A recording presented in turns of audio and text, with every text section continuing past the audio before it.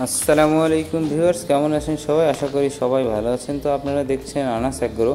তো আজকের ভিডিওর আলোচনার বিষয় হচ্ছে আপনারা কিভাবে কম খরচে ছাগল লালন পালন করতে পারেন। তো এটি আমি আলোচনা করব এবং প্র্যাকটিক্যালি দেখাবো। তো চলে যাওয়া যাক ভিডিওতে।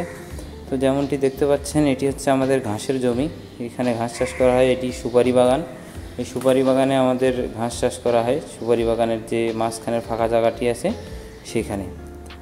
তো ঘাস হচ্ছে একটি কম খরচে বেশি উৎপাদনশীল একটি খাদ্য।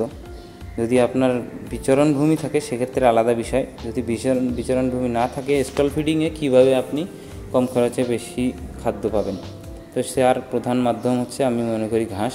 এছাড়া অন্য কোনো উপায় আমি দেখতেছি না। ভুট্টা সাইলেজও খাওয়াইতে পারেন যদি আপনার ভুট্টা সাইলেজটা নিজে উৎপাদন করেন তাহলে। তো এই ঘাস নিয়ে আসা হয়েছে।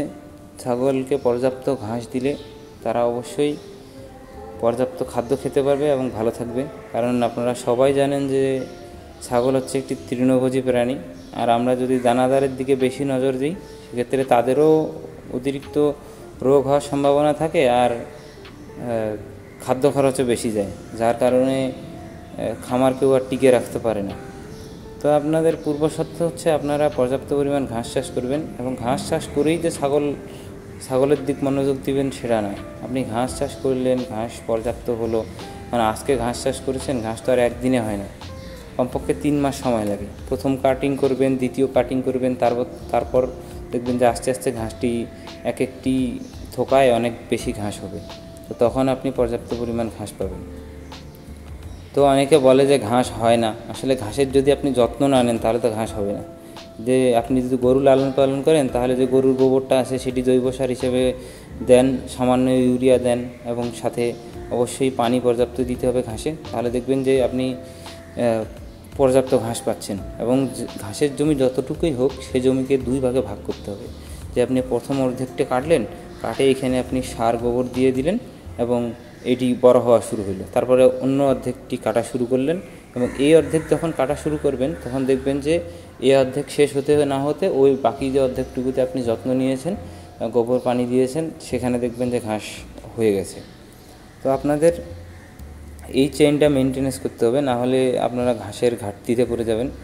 এই যে দেখুন আমাদের নতুন বাচ্চা হয়ে গেছে প্রায়। আমরা এইবার প্রথমবারেই আমরা 11টি বাচ্চা পেয়েছি। তো এখানে অনেক বাচ্চাই বড় হয়ে গেছে। আমার নতুন খামার, আমার মোট ছাগল কেনা হয়েছে 10টি মা ছাগল। তো 10টির থেকে আমার এতগুলি। এখনও খামারের বয়স 1 বছরও হয়নি। অনেক বাচ্চা বড় হয়ে গেছে, তারা আবার হিটে চলে আসবে আশা করি কিছুদিনের মধ্যে। তো কথা হচ্ছে এটাই, খামার করতে গেলে প্রথমে শুরুর দিকে লস হবে, 100% লস হবে, কারণ একবারে লাভ করা সম্ভব না। এটি লাভ করার মতো সেরকম কোনো সেক্টর না। লাভ করতে গেলে কমপক্ষে আপনার 3 বছর বা 2 বছর, কমপক্ষে 2 বছর আপনাকে ওয়েট করতে হবে। আগে আপনার খামার স্টেবল হবে, তারপর দেখবেন যে সেখান থেকে ধীরে ধীরে লাভ আসা শুরু করেছে, এবং একটা সময় দেখা যাবে যে ভালো পরিমাণ লাভ আসবে। তো আমি এতটুকুই বলবো যে আপনারা যদি কম খরচে ছাগল লালন পালন করতে চান, আপনাদের পর্যাপ্ত পরিমাণ ঘাস চাষ করতে হবে।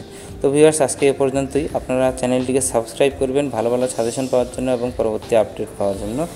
আল্লাহ হাফেজ।